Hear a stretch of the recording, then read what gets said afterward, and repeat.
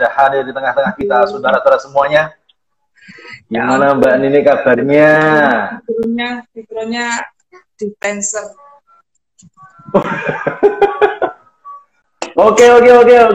Kita waktunya nggak banyak, jadi kayaknya langsung gas ini Mbak Nini. Gimana, sehat? Batuknya langsung menunjukkan batuk ya? Masih ada batunya. Suaranya kedengeran ya? Oke ya? Masih bagus sekali. Masih seperti yang dulu lah. Oke, tadi sudah nyampe di meja redaksi saya, itu puluhan ribu pertanyaan yang siap menghadang ini. Jadi kayaknya harus sudah dimulai ini. Nah, untuk memulai ini kayaknya saya pengen mendengar dari Mbak Nini dulu, mungkin 1-2 kalimat untuk menjelaskan, menggambarkan Mbak Nini itu sekarang memprofiling diri itu sebagai siapa? Atau apa? Profiling dirimu itu, kalau jelasin ke orang itu apa nih? Perjalanan dari sebelum pandemi sampai hari ini. Saya pejuang COVID. Pejuang COVID, mulai pejuang anggaran, pejuang vaksinasi, pejuang obat, sampai kata teman saya, kalau menyelami peran sebagai pejuang COVID jangan terlalu berlebihan sampai menjadi pesakitan COVID juga. Oke, itu kira-kira kalau di prosentase antara pejuang COVID, jual obat sama pesakitan, itu prosentase paling besarnya bagaimana tuh? Well, kalau untuk pribadi saya sendiri, ketika menjadi pesakitan COVID ya, ketika mendapatkan harus menerima kenyataan bahwa saya positif, sumpah Kak Awena.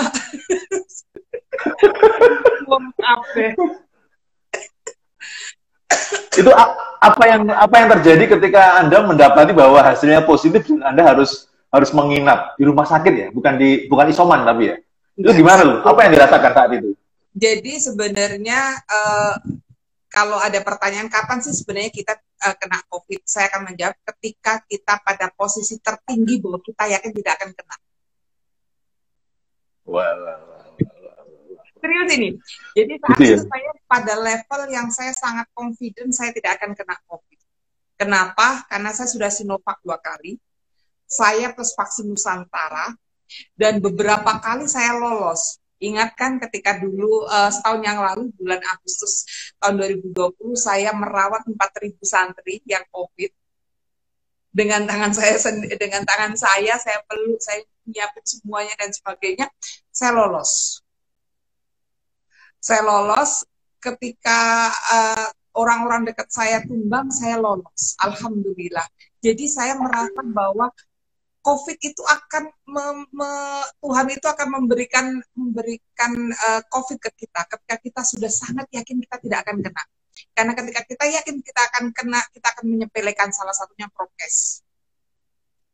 Jadi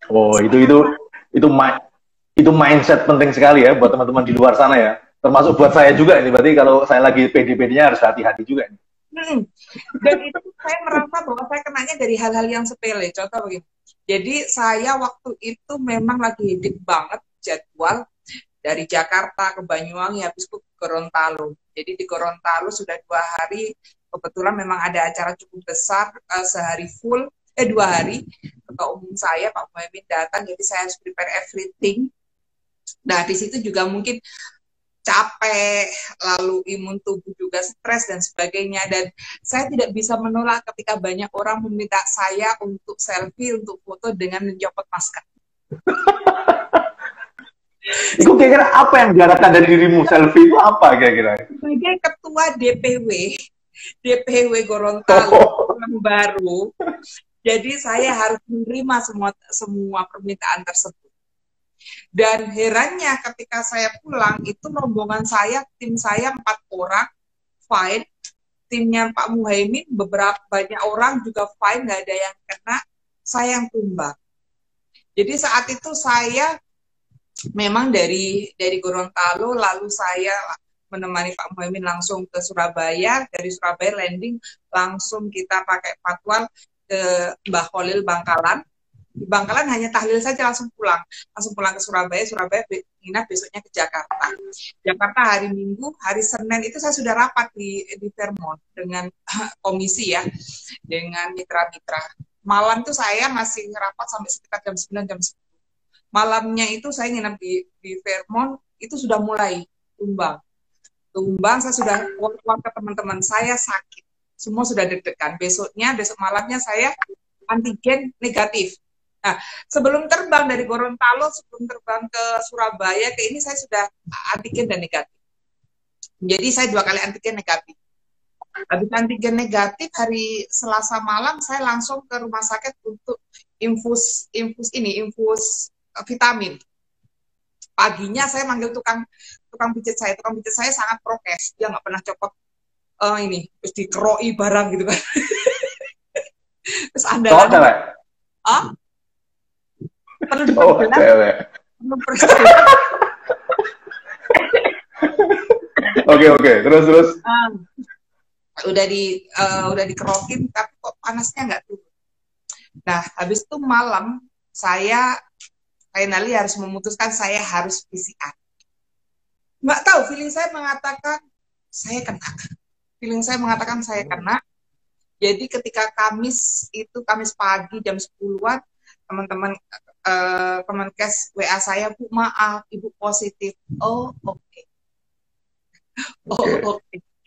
Panas tinggi. Saya sebenarnya waktu itu pilihan saya apa saya di rumah atau ini. Cuman kalau di rumah dengan kondisi saya panas tinggi, mengkhawatirkan, akhirnya saya dipaksa terus akhirnya ke rumah sakit. Oke, Mbak Nini, ada nggak yang nggak yang membedakan dirimu sebelum kena dan setelah kena? Ada nggak? Sekarang yang jelas pengetahuan saya semakin banyak tentang COVID. Pengetahuan saya tentang COVID semakin banyak, dan itu satu sisi, kalau sekarang sih sangat membantu saya, tapi ketika saya kena COVID itu menjadi shock. Jadi kenapa sih saya harus disuntik perut gitu? Oh, karena ada pengentalan darah. Bu, jalan muterin kamar gini-gini biar darahnya tidak kental. Searching dong saya, apa sih pengentalan darah? Dan tahu pengentalan darah itu begini-begini, efeknya begini-begini, down lagi. Bikin down lagi. Tapi sekarang ketika itu pengetahuan luar biasa ketika saya di rumah sakit. Oh, kalau panas tinggi harus banyak minumnya. Oh, kalau ini harus tempura bla bla bla, macam-macam saturasi dan sebagainya. Itu akhirnya itu sangat berguna ketika sekarang ini ya, saya lagi merawat banyak teman-teman yang isoman. Itu jadi kalau udah panas tinggi minum pokoknya panas tinggi harus minum. Kalau saturasinya ini harus tempura, harus jalan kalau gerak dan sebagainya. Itu pengetahuannya luar biasa tinggi. Dan yang jelas saya sekarang mulai punya kekhawatiran ketemu banyak orang di tempat umum. Dulu enggak karena merasa bahwa saya sudah menetapkan prokes dan sebagainya, dan saya apalagi saya sudah punya vaksin macam-macam. Jadi saya merasa waktu itu fine. Tapi sekarang cerewet banget saya. Dan yang jelas sih setelah ini kondisi saya masih ada cemas. Setiap malam masih harus cek saturasi. Setiap malam masih nangis, takut tiba-tiba sesak. Jadi tidurnya masih harus tengkurap, lalu juga lebih melo, sensitif, ketakutan, dan nggak tahu ya apakah agak jadi pelupa ya, apa IQ-ku jadi turun ya. Udah mulai jongkok gitu maksudnya ya. Dan ini, tapi kira-kira jika pengetahuan yang Anda miliki saat ini tuh waktu ngurusin 4.000 santri itu Anda miliki, ada yang berbeda nggak kira-kira dari cara Anda misalkan memotivasi para santri gitu? Tentu berbeda karena saat itu saya kalau ada orang kena COVID paling saya taunya ya makan yang banyak. Saya makan yang banyak, minum vitamin gitu saja. Saya tidak tahu bagaimana cara-cara dan bagaimana rasanya, keenaknya kena COVID itu. Luar biasa sekali. Dan nggak tahu ya, menurut analisisnya Pak Terawan, kebetulan saya kan yang boyok ke RSPAD Pak Terawan. Jadi ceritanya kan saya udahlah di rumah saja gitu, apalagi teman-teman Kemenkes sudah di rumah saja. Cuman Pak Terawan bilang, udah Mbak, ke RSPAD saja, saya rawat, sama niku biasanya nanti ditranslate ya bawahnya. Sama niku biasa ngerawat wong, sekarang waktunya sampean tak rawat. Jadi saya dibawa ke jadi waktu itu ada yang beberapa orang yang julid juga. Ngapain sih sok-sok jadi pejabat, jadi sakit gitu aja langsung dibawa ke rumah sakit. Padahal kan nggak pakai oksigen. Julid lagi. Oh kalau pejabat tuh sekamar cuma bednya 2 ya, bla bla macam-macam lah. Nah, jadi kalau sekarang saya lebih punya pengetahuan bagaimana merawat. Jadi kebetulan kemarin itu banyak keluarga yang banyak teman kenalan keluarga yang saya rawat. Ada satu keluarga yang yang suami istri lalu anaknya mulai kena COVID, kena dari ibunya itu umur 5 hari. 5 hari, jadi dia memutuskan untuk isoman dan dia bilang gini, tolong jangan dikabari siapapun, saya nggak kabarin siapapun. Akhirnya otomatis mereka obatnya 100% dari saya. Jadi kalau ada panas, ada ini larinya ke saya. Cuman terakhir ketika istrinya sudah gigil gini, akhirnya saya arahkan untuk telemedicine dengan dokter. Karena saya nggak tahu. Karena satu saat anaknya itu nggak mau nyusu, anaknya baru umur 11 hari, panasnya 37,8, di rumahnya tidak ada siapa-siapa untuk beli obat penurun panas, kalau online juga lama. Akhirnya ya memang saya sedih, sudah kamu nggak usah pergi, saya yang belikan, saya ngirim langsung ke sana. Dan juga teman-teman yang masih harus tiap hari, saya tahu perasaannya gimana menjadi pasien, jadi tidak perlu ditanya kenanya di mana. Saya sampai ingat kan waktu di Instagram, di media sosial saya, etika bertanya. Karena kadang-kadang gini, ada orang bilang gini, oh kamu kena di mana sih? Kenapa bisa kena gini? Sudahlah. Bahkan ada yang bilang, apa jawaban Pak Terawan? Sudah vaksin Nusantara kok masih kena? Saya tidak bertanya apapun Pak Terawan. Yang saya tanyakan bagaimana saya sembuh. Bagaimana saya sembuh. Jadi ketika teman-teman banyak isoman di tempat saya ini, ada berapa rumah yang juga dibuat isoman, saya harus ngecek ya pagi gimana ininya. Oh saya masih panas, saya belum ada perubahan. Kok belum ada perubahan? Gimana kemarin panasnya berapa? 39, sekarang berapa? 37. Harus disyukuri, karena yang lupa itu orang-orang mensyukuri tiap ini.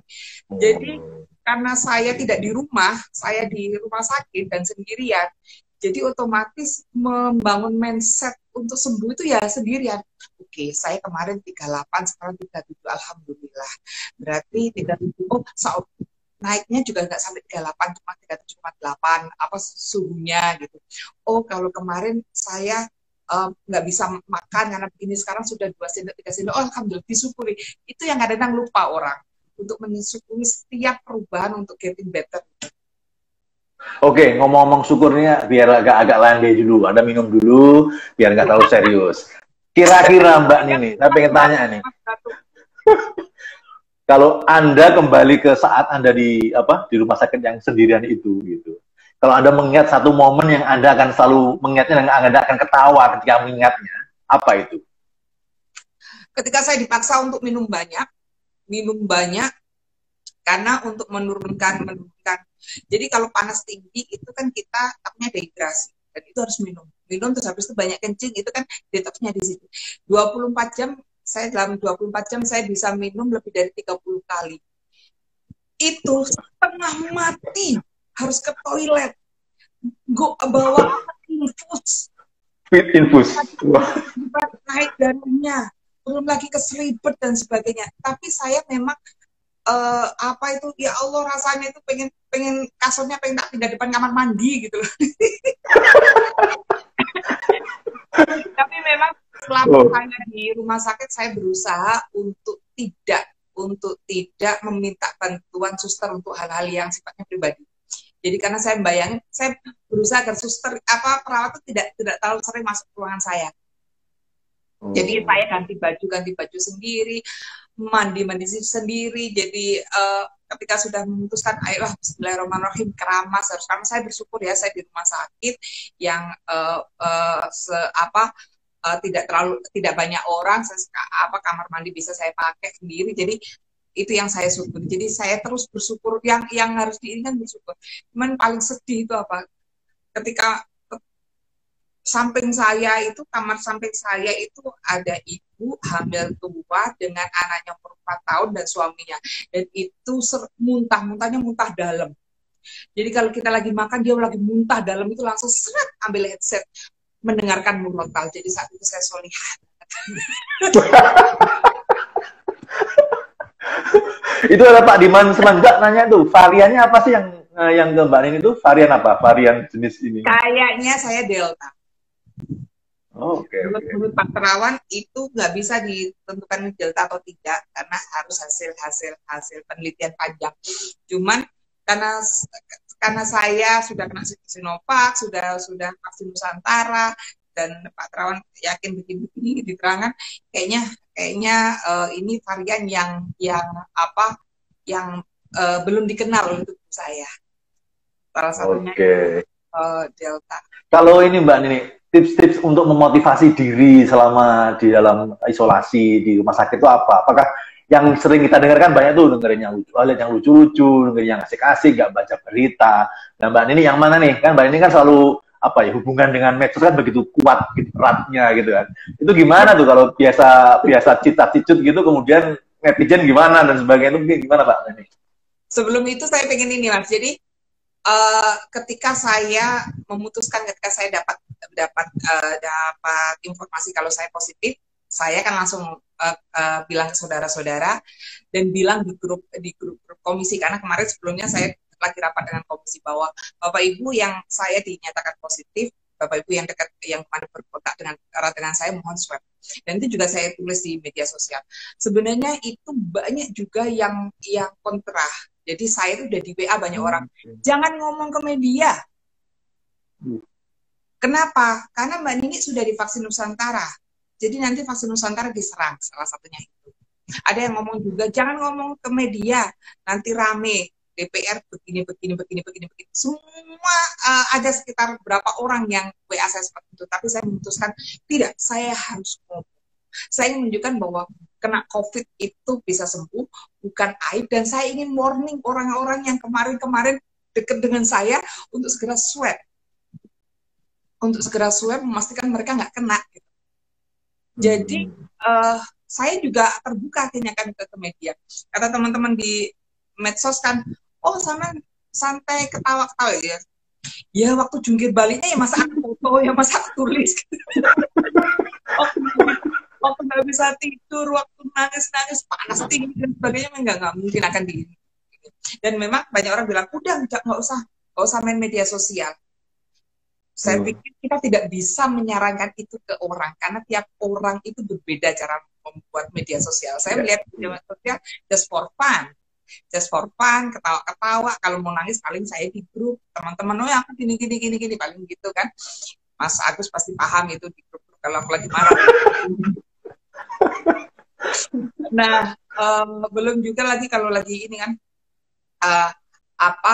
jadi bagi saya media sosial, satu, saya menginformasikan bahwa saya baik-baik saja.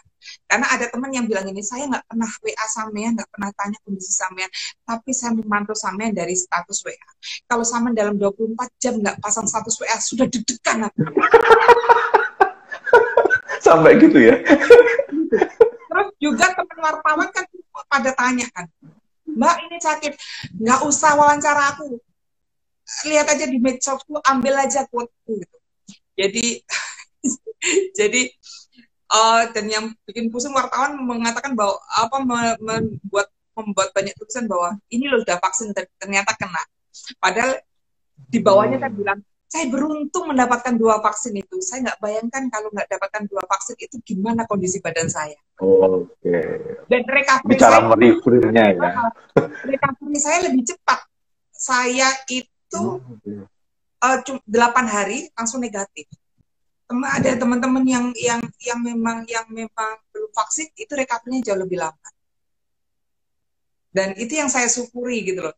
Jadi media itu teman-teman wartawan banyak yang menangkapnya, nih udah vaksin 2 kali tapi masih kena.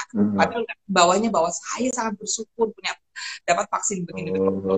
Jadi media sosial salah satunya sebenarnya untuk komunikasi saya dan menunjukkan bahwa I am fine. Dan minta doa lah, minta doa. Itu pun juga masih ada. Juga media sosial saya sudah kemana-mana ya. Sudah di berita di mana-mana, teman-teman juga ada baca di Running Text gitu. Running Text TV. Temanku terkenal sampai di Running Text TV. Ada nggak yang nyebelin gitu? Itu pun ada yang bilang gini, Samian apa kabarnya? Ini tolong ya carikan kamar untuk ini gini. Ya ampun, saya lagi sakit.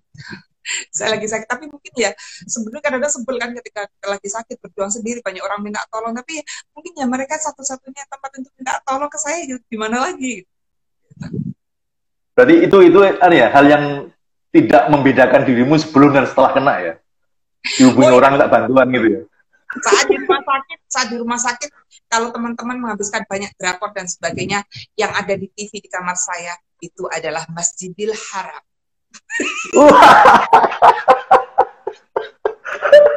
Itu apa tuh? Lebih ke healing tentang diri Anda atau lebih ke menemani diri Anda yang sendiri atau apa itu? Kan kalau di Masjidil Haram itu kan ya syuting itu kan biasanya Al-Quran kan yang suaranya suara Al-Quran. Kalau pas juz amma bisa ikut gitu. Sebenarnya kata teman-teman, udah waktunya isoman ngabisin drakor. Gimana ngabisin drakor? Ngangkat kepala aja berat. Ngangkat kepala aja berat. Terus ini bahkan kadang-kadang yang macam-macam tanyanya gitu loh. Jadi menurut saya kalau teman-teman kalau ada teman yang sakit cukup semoga sembuh. Kalau butuh apa-apa please contact me gitu aja. Itu that's more than enough gitu. Kalau komentar teman-teman di medsos itu yang paling membuat Anda tidak habis pikir gitu, yang kok ada yang pertanyaan yang aneh-aneh itu apa misalkan? Ada nggak? Ada teman gini, oh kamu di RSPAD, itu direktur RSPAD itu dulu alumni PMII loh, nanti kalau ketemu tolong mintakan nomor teleponnya ya. Kayak gitu ya. Berarti fokusnya bukan dirimu ya, tapi tentang keinginan dia gitu. Terus ada lagi yang kayak gini.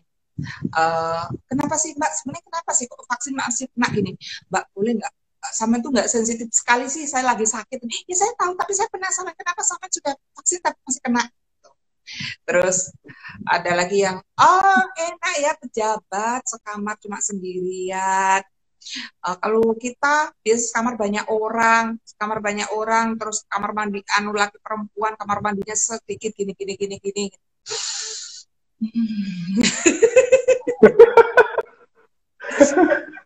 Oke, kalau sekarang berarti sudah dalam recovery yang menuju sembuh dengan segera ya, semoga gitu ya.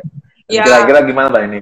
Untuk teman-teman yang masih sampai hari ini masih merasa tidak yakin dengan vaksin gitu, kira-kira apa alasan argumen yang paling menohok gitu biar mereka juga. Jadi kemarin ada yang tanya gini di grup,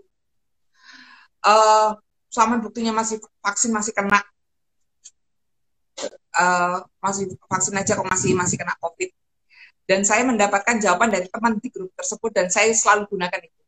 Itu sama dengan pertanyaan, pakai kondom kok masih hamil? Itu yang nanya santri bukan itu? Santri. Ya berarti dia nggak mengenal itu kan? Jadi sebenarnya kan begini, kalau kita baca 90% yang finally lewat itu belum vaksin. Dan 80% dari di Wisma Atlet itu belum vaksin. Dan kebetulan, jadi saya ini menulari orang, Mas. Jadi yang feeling paling guilty itu, guilty atau guilty sih, gak harus sih bahasa Inggrisnya sudah lupa. Nggak penting ya, nggak dibahas di sini ya. Bukan masalah bahasa.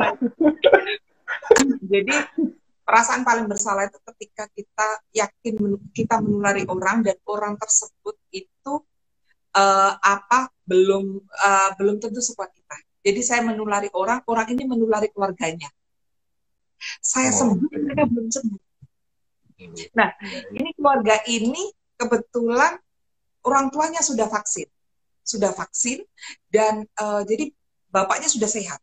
Ibunya ini padahal pernah kena stroke, terus kemarin juga apa itu kembung dan sebagainya, sudah 2 minggu ini kondisinya sudah membaik, sudah tidak muntah lagi, sudah ini. Yang satu anaknya itu belum vaksin, kondisinya masih saturasinya masih naik turun, masih ini. Jadi saya ingin mengatakan bahwa walaupun kita kena, vaksin itu sangat mempengaruhi kondisi. Vaksin itu sangat mempengaruhi kondisi. Jadi harus memang vaksin. Kalau saya kemarin belajar punya Ananda, siapa anaknya si yang punya Jawa Pos? Nggak ngerti aku, nggak kenal. Mantan. Ananda lah, pokoknya gitu aja lah. Ya, itu bilang begini, dia ke Amerika, dan di Amerika orang sudah, karena di sana vaksinnya sudah more than 60% dari penduduknya, jadi mereka sudah tidak pakai masker. Dia pakai masker karena dalam artian orang yang kena vaksin harus lebih kuat. Bahkan Turkish Airlines sekarang kalau yang sudah vaksin dan sudah kena COVID selama 6 bulan ini, dia tidak perlu PCR ketika naik Turkish Airlines. Mari kita Jadi ini kenapa kita masih seperti ini? Salah satunya memang kita masih sedikit sekali vaksinnya. Jadi itu yang menjadikan kita juga masih kena. Jadi menurut saya kita harus vaksin itu harus. Jadi teman-teman yang kemarin belum vaksin dan kena pada teriak-teriak, habis ini saya bisa vaksin nggak sih? Bisa, tapi 3 bulan lagi ya. Saya pun juga saya harus memikirkan vaksin lagi 3 bulan lagi. Jadi tetap harus vaksin. Kemarin sempat ketemu, kebetulan ada tante bule saya meninggal. Bukan tante ya, bule saya yang meninggal, saya harus ngurus dan ketemu beberapa alumni tempat saya tanya, udah pada vaksin belum? Enggak, saya nggak mau vaksin gini-gini. Langsung tak ginikan. Kalau sakit jangan teriak, jangan minta tolong. Karena maksudnya negara sudah membuka nih kesempatan, tapi tidak mau gitu.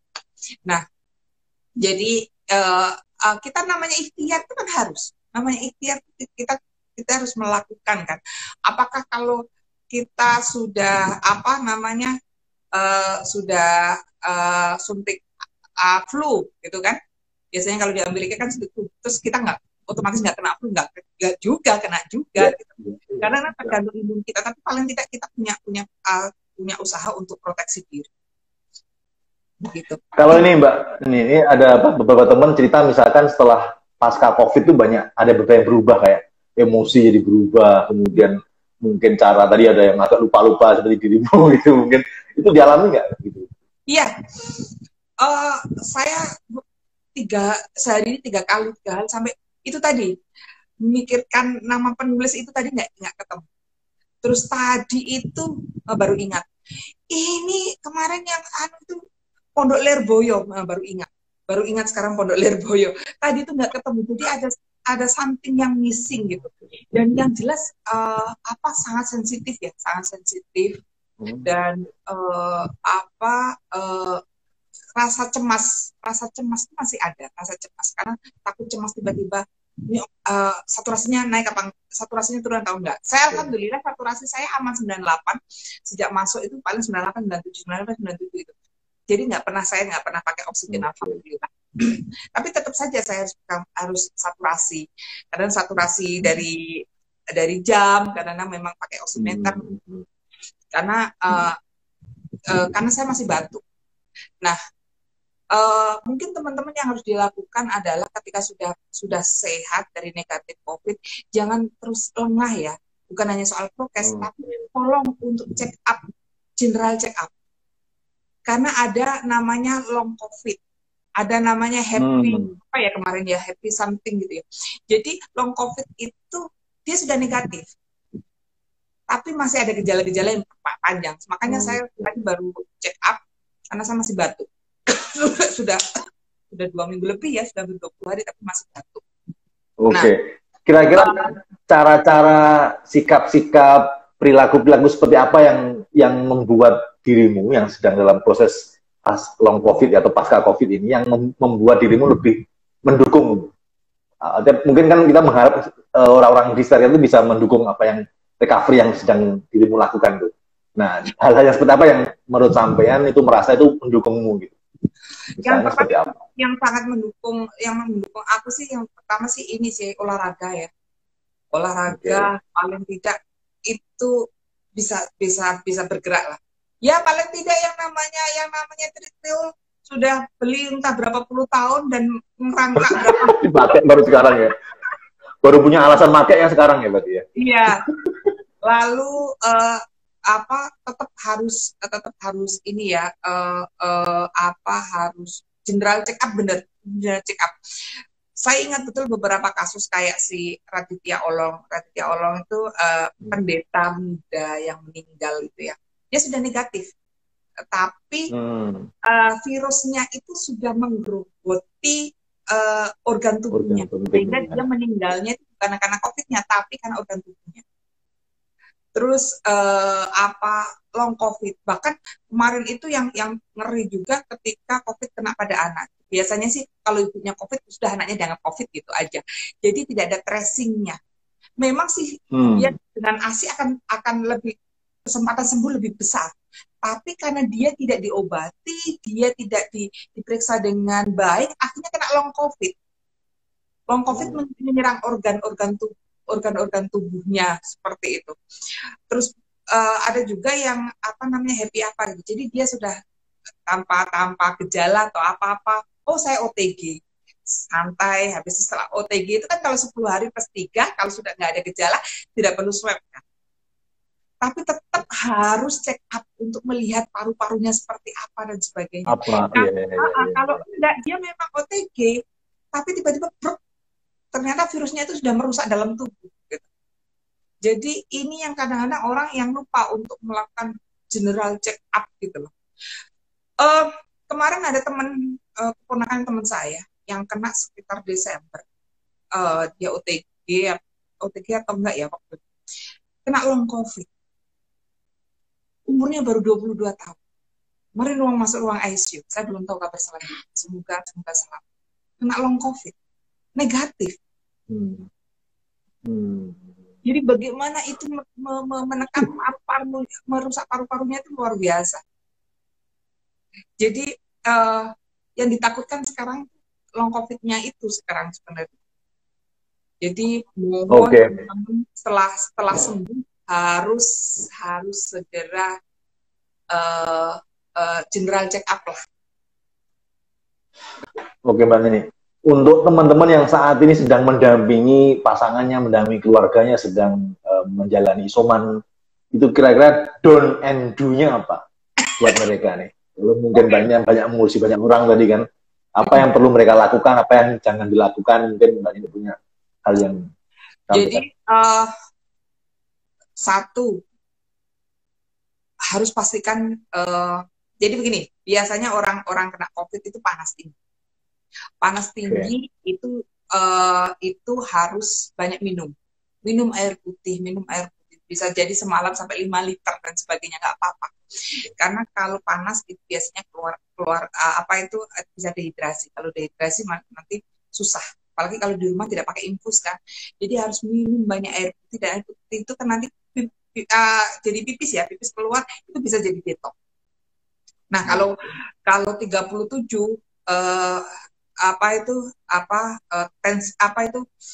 suhunya bisa minum penurun panas paracetamol maksimalkan 5 kali dalam sehari. Nah ini biasanya akan turun. Nah itu yang pertama. Yang kedua, pastikan saturasi. Jadi memang kita ini sekarang isoman banyak yang hanya meninggal karena mereka ya hanya di kamar isoman saja, mereka tidak punya ilmu bagaimana isoman yang baik. Jadi saturasi ini memang bisa pakai HP. Sebenarnya katanya pakai HP, tapi aku belum coba sih.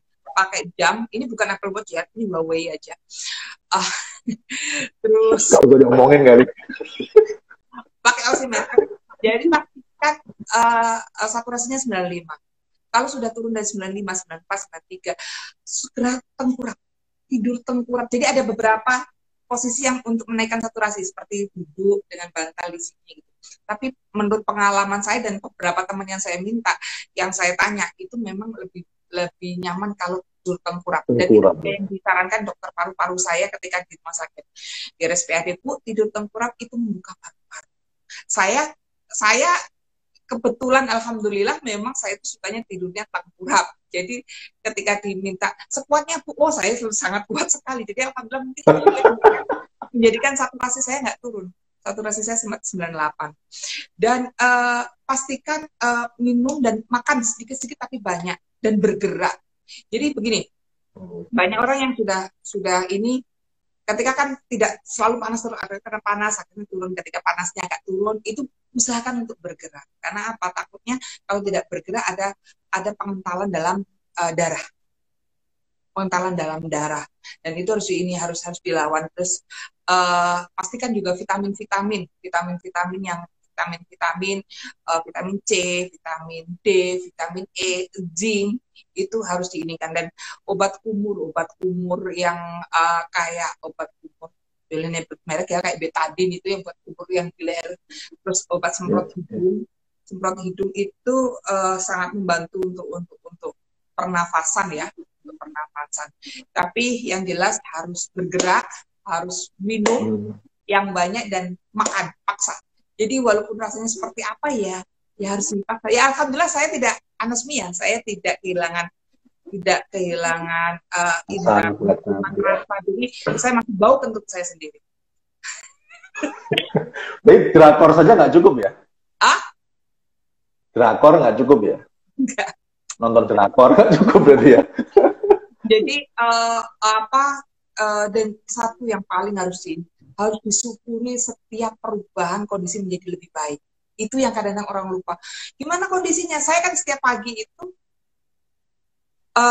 nyiapin, saya kan lagi banyak isoman yang nyiapin punya saya kadang punya vitamin, punya madu, punya apa, saya kirim, habis itu saya olahraga 30 menit, habis itu setelah itu saya akan WA satu-satu ngecek teman-teman gimana kondisinya. Oh, saya semalam nggak bisa tidur, saya semalam gini. Ada yang bilang nggak ada perubahan. Oh, nggak ada perubahan. Coba saturasimu berapa? Saturasiku aman 96. Oke. Tensimu berapa? Tensiku kemarin 145, sekarang berapa? 115, 120. Oke, turun. Terus panasmu berapa? Panasku 37,8. Kemarin berapa? 39. Turun nggak? Turun. Ya udah, itu harus disyukuri. Karena kalau kita semakin banyak mensyukuri seperti itu kan kita happy. Oh, berarti kita getting better. Dan yang jelas memang kita harus dialog dengan tubuh kita.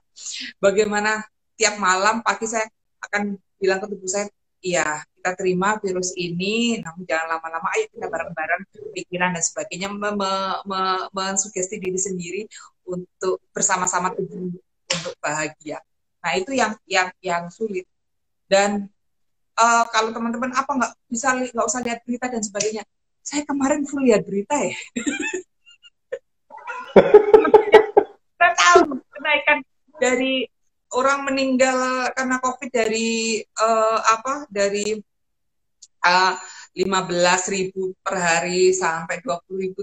Saya tahu karena saya pun juga masih mengirim obat juga ketika mengirim vitamin ketika di rumah sakit. Jadi tiap orang berbeda. Kalau itu membuat Anda nyaman, tidak lihat media sosial, tidak ini, ya nggak apa-apa. Tapi kalau saya kan berbeda. Hiburan saya dengan media sosial. Dan apalagi kan keluarga saya jauh ya, ibu abah saya jauh. Jadi mereka juga mengontrol saya itu dari status WA. Oke, dia udah mulai ini. Tapi memang saat saya sakit saya memang tidak mau ditelepon. Karena kalau ditelepon mereka akan tahu suara saya yang serak, suara saya yang batuk, mesti akan begini. Aduh, masih gini. Ibu abah saya gitu. Aduh, masih batuk, masih gini. Makanya siapapun saya menghindari ditelepon karena kalau ditelepon juga nafas saya masih ngos-ngosan, jadi saya Oke Mbak nih, kalau di judul acaranya kan dadik duer gitu. Duer momennya apa sih sebenarnya? Pas apa tuh duer momen gitu? Yang Mbak rasakan. Duer momennya sebenarnya ketika kita sadar bahwa kita harus isolasi. Yang ngebayang apa? Isolasi yang kebayang apa?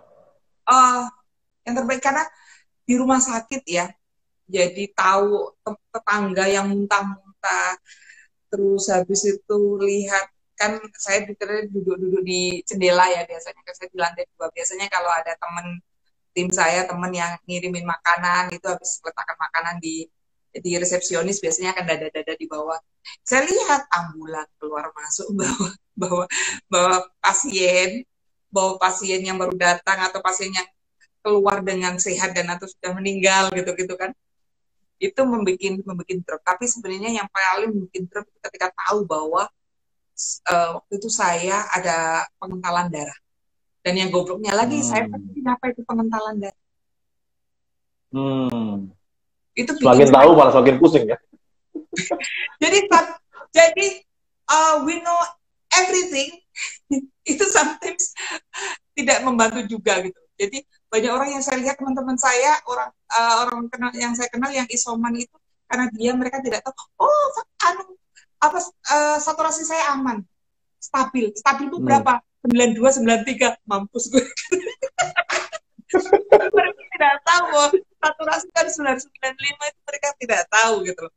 Jadi karena saya tahu banyak, akhirnya saya kepikiran, tapi lama-lama oke, kita belajar ikhlas, kita belajar untuk menerima, dan kondisinya saya lihat, saya berada di tangan yang baik. Saya juga, orang tua saya juga, adik saya, orang tua saya juga udah ke Jakarta aja. Ke Jakarta ngapain juga nggak bisa kenal saya, nggak bisa nungguin saya. Udah, saya berada di tangan yang benar. Saya juga tiap hari ditelepon sama di Pak Terawan dalam pantauan terus. Saya berada di tempat yang tepat ya. Kenapa saya khawatir? Juga yang harus saya lakukan, saya tetap bergerak. Saya baru setelah 3 hari setelah di sana sekitar 6 hari ya, 3 hari itu baru mulai stabil panas, stabil ini, baru deh saya nonton film. Sebelumnya angkat kepala, tapi diam aja, tapi nggak ini. Dan by the way, kalau mendengar berita kematian atau saudara dekat meninggal atau teman-teman dekat meninggal, itu pengaruh nggak ke psikologis, Mbak Nini? Kalau saat di rumah sakit, kalau saat di rumah sakit saya tidak nggak tahu ya, mungkin karena sudah bikinnya gimana saya biar segera sehat ya, tadi nggak terlalu pikir. Tapi sekarang mempengaruhi banget. Sekarang kayak ya ampun, kita ini akan ketemu dengan saudara lagi kapan ya? Kita ini akan diberi umur sampai kapan ya? Kita ini akan berada di tengah-tengah orang yang kita cintai, yang kita bisa saling support sampai kapan ya? Makanya saya itu sampai berpikir begini, kadang orang bilang gini, kamu itu bukan angel, gitu. Dalam artian bahwa tidak semua orang yang minta bantuan kamu itu harus kamu penuhi. Cuma saya berpikir bahwa siapa lagi mereka minta. Yang paling sedih dalam akhir-akhir ini ketika saya sudah tidak, saya angkat tangan ketika orang dicarikan rumah sakit. Saya angkat tangan. Tapi kalau isoman, saya akan masih berusaha untuk kirimkan obat dan sebagainya. Karena udahlah, kamu wajib bisa menolak. Tapi saya nggak bayangin kalau menolak ternyata ada something happen dengan orang tersebut, gimana feeling saya gitu. Nah itu yang bikin saya shock banget. Yang kemarin yang saya share dengan teman-teman itu, yang saya pagi-pagi bangun pagi dikabari oleh teman kalau Jen Salimar meninggal, dan itu yang bikin shock karena dia termasuk mencari kontak saya ketika mencari rumah sakit, dan ketika sudah dapat rumah sakit sempat kontak saya, Mbak, doain saya lagi berjuang gini. Iya, itu sekitar 5 harian lah waktu itu. Oke, terus habis itu bangun pagi, terus saya tidur siang, bangun siang, ditelepon, lompat lagi ditelepon oleh Pak Le kalau bule saya wafat, autoimun. Saya yang sebenarnya belum berani keluar berani keluar rumah dengan ketemu orang banyak, terpaksa harus keluar rumah, harus karena meninggalnya Jakarta, jadi saya harus menyiapkan ambulan, mengirim ke rumah dan sebagainya. Malam sebelum tidur dikabarin kalau anggota saya di Komisi 9 almarhum Pak Adang, Dokter Adang meninggal. Pak Adang ini juga cukup ini bikin shock karena kita tahu kita bareng-bareng sekomisi itu mencari ruang ICU, mencari oksigen. Jadi jam 2 malam mendapat kontak dari perawatnya, dokternya merawat Pak Adang bahwa oksigen akan hanya bisa bertahan sampai jam 4 pagi. Dan itu posisi di Bandung, harus cari di Cikampek dan sebagainya. Kemenkes baru respon jam 6 pagi dan sebagainya. Dan itu waktu itu 2. Ada Pak Adang, ada Pak John Miring dari Komisi 2 dari PAN. Pak John Miring waktu itu harus nyari ruang ICU di Jakarta, dia di Mayapada di UGD, bukan di ICU, ICU-nya sudah nggak ada, nggak dapat. Akhirnya malam 2 hari dia dapat di RSPAD, tapi malamnya wafat Pak John Miring ini. Pak Adangnya juga waktu itu sudah pakai ini dipakein ventilator, mau dipindah ke rumah sakit Hasan Sadikin, sudah nggak dapat tempat. Ini Komisi 9 loh, Komisi 9. Dan akhirnya beliau wafat, padahal seminggu sebelumnya ibunya wafat. Jadi ini saya kehilangan dua orang anggota ya. Awal pandemi itu ada Pak Imam Suroso dari PDI, dari Pati, juga wafat. Lalu ini, dan tiap hari juga teman-teman mertua, kakak, adik di komisi itu ada. Nah itu ternyata yang sempat membuat kita shock. Ini negara seperti apa? Kami merasa ini rakyat cari hidup sendiri loh. Rakyat ini cari hidup sendiri. Bagaimana saya harus nyuruh orang tiap hari untuk mengisi oksigen? Karena kebetulan orang yang terkena dari saya itu masih butuh oksigen. Jadi sekali datang, alhamdulillah dapat pinjaman lagi tabung oksigen. Jadi satu diletakkan, satu dibawa pulang, masih seperti itu. Dan itu pun juga kemarin ceritanya di Pramuka ketika nunggu oksigen itu sempat mau dibubarkan sama Satpol PP karena kerumunan. Satpol PP-nya agak dibenjuti sama orang-orang. Benjuti. Ini saya merasa saya pun ketika minta harus minta puskesmas atau apa untuk jenguk keluarga yang sedang sakit ini, yang kena dari saya ini pun juga nggak datang. Akhirnya mau tidak mau saya merasa bahwa oke, imun saya masih ada karena saya baru sembuh. Jadi saya masuk ke rumahnya, saya tes saturasinya, saya tes tensinya, saya tes semuanya saya tes dengan saya tidak pakai APD. Saya hanya pakai double masker. Pulang tapi langsung disemprot. Ini besar ya. Itu yang sering saya lakukan ke beberapa orang yang harus tidak mau. Ini benar-benar kok kita harus masyarakat cari hidup sendiri. Bagaimana ada teman yang kontak bapak saya sudah 2 hari di tenda UGD di Duren Sawit. Terus yang ini harus ini. Ya ampun, kalau rumah sakit saya terus terang saya angkat tangan. Saya harus minta teman-teman yang di Jawa Timur, ternyata teman yang di Jawa Timur yang biasa saya minta tolong untuk minta carikan kamar, ternyata dia sendiri kena COVID, bapaknya juga meninggal. Sudah kondisi yang kita memang ini masyarakat mau diapain sih? Mau diapain? PSBB juga PSBB seperti apa yang sebenarnya diinginkan gitu. PSBB seperti apa? Nakes kita juga kalang kabut. Ini kami itu Komisi 9 sampai iuran. Kita itu mau beli obat yang kayak Avigan, tapi merek lain. Tapi kondisi kayak Avigan gitu. Nyarinya luar biasa. Kami loh Komisi 9. Masih harus kerja sama klinik karena banyak harus ada surat PO-nya harus minta surat ini. Ini seminggu, ini sudah berapa hari ya? Udah 4 hari lah kita ngurus. Nggak keluar. Ini kami loh. Ini biro. Apalagi rakyat, gitu kan? Gimana saya nggak mati? Jadi, sekarang sudah memang kita harus hand in hand. Jadi, ketika ada orang yang tanya saya, apa yang bisa saya lakukan untuk teman-teman isoman? Kamu obat tidak punya, kamu vitamin nggak punya, kirim makanan. kasih support dia, datang ke tempat dia, kirim makanan. Itu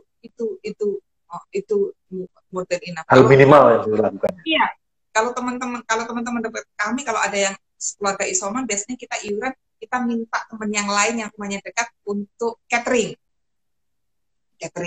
Kalau dia enggak, saya mau masak sendiri, ya udah kita nyuruh tetangganya untuk beli kebutuhan dia. Jadi kita memang harus bekerja sama semuanya dengan seluruh resources sedikit apapun yang kita miliki. Kalau saya dengan teman-teman, contoh ada teman di Jogja, di Lampung, di Jombang, di mana-mana itu yang lagi isoman. Saya hanya mampu saya akan WA di mana kondisinya, saya kondisi seperti ini, apa yang bisa saya lakukan gitu. Bagi mereka ketika kita sekedar berbagi pengalaman, sharing, mereka mendengarkan apa keluh kesah mereka itu sudah enough. Jadi kecil apapun yang bisa kita lakukan, do it. Gitu. Lakukan apapun yang bisa kita lakukan. Jadi sampai saya punya vitamin, ya udah tak ecer-ecer. Ecer-ecer. Jadi maksudnya biasanya saya kasih 1 box karena udah mau habis, jadi ya cuma tak kasih berapa lembar gitu aja. Karena ya memang saya tidak tahu lagi harus melakukan apa gitu. Artinya itu hal-hal minimalis yang bisa dilakukan apapun itu pasti ada manfaatnya buat teman-teman. Iya, ada manfaatnya. Dan sebenarnya gini, karena ada teman-teman yang tanya, kamu nggak harus melakukan ini sendiri. Kamu kan punya banyak jaringan juga yang bisa melakukan hal seperti ini, kayak mengirimkan obat, mengirimkan makan, mengirimkan apapun ke teman-teman yang sedang isoman. Banyak orang yang bisa melakukan itu, tapi tidak banyak orang yang mau. Tidak semua orang mau melakukan itu. Banyak kesempatan tapi belum tentu mau melakukan ya. Mereka punya kesempatan, mereka punya jaringan, mereka punya sesuatu yang bisa untuk berbagi, tapi belum tentu mereka mau melakukan. Padahal kadang-kadang itu soal kebiasaan juga kan ya, Mbak? Soal kebiasaan ya. Kalau orang nggak biasa melakukan sesuatu ya mungkin juga aneh itu mungkin ya. Mungkin.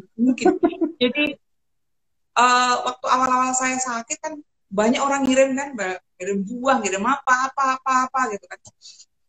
Ya udah, kan nggak mungkin saya makan sendiri semuanya, atau juga ini rezeki bagi. Kalau kata abah saya, kalau ada rezeki datang harus segera dikeluarkan biar segera datang lagi yang lain.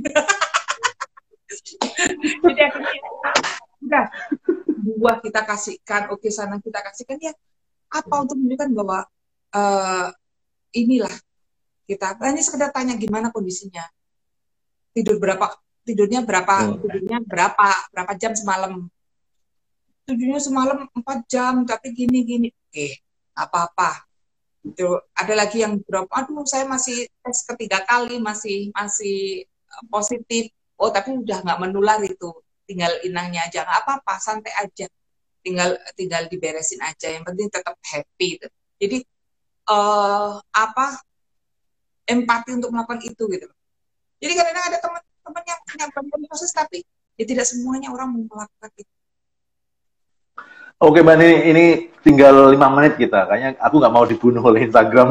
Jadi kita harus mengakhiri sebelum diakhiri oleh Instagram. Terakhir mungkin saya minta ini, Mbak. Dari semua yang dialami tadi, ada nggak sih hal-hal yang inspiratif yang muncul dari proses-proses yang Anda alami dari sebelum dan sudah selama COVID Jadi, ini?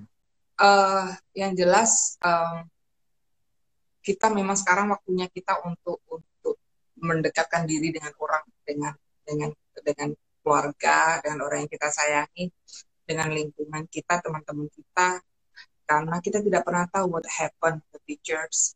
Bagian di samping itu kita memang saatnya sudah tidak egois terhadap diri kita sendiri. Kalau kita egois, wah saya imun saya bagus, saya tidak pakai prokes dan sebagainya, tapi kita harus memikirkan banyak orang di sekitar kita. Toleransi, lalu kerjasama dengan yang lain, itu harus kita lakukan. Dan kontaklah teman-teman yang sudah lama nggak berkontak, siapa tahu mereka sedang isoman. Oke, terima kasih Mbak, ini luar biasa sekali. Jaga kesehatan, dan saya paling ingat apa yang sampai katakan di awal tadi, ketika kamu merasa sangat sehat dan sangat tidak mungkin kena, ya itulah mungkin kita sedang menuju kena gitu ya. Oke, terima kasih Mbak Nini, terima kasih teman-teman yang sudah hadir dan semoga kita tetap menjaga kesehatan kita dan juga tetap caring, empati pada teman-teman di sekitar kita, orang-orang yang dekat dengan kita dan terima kasih. Sampai ketemu di Malming Story berikutnya. Terima kasih. Terima kasih ya, salam buat keluarga ya, buat Esa. Yuk, siap. Makasih.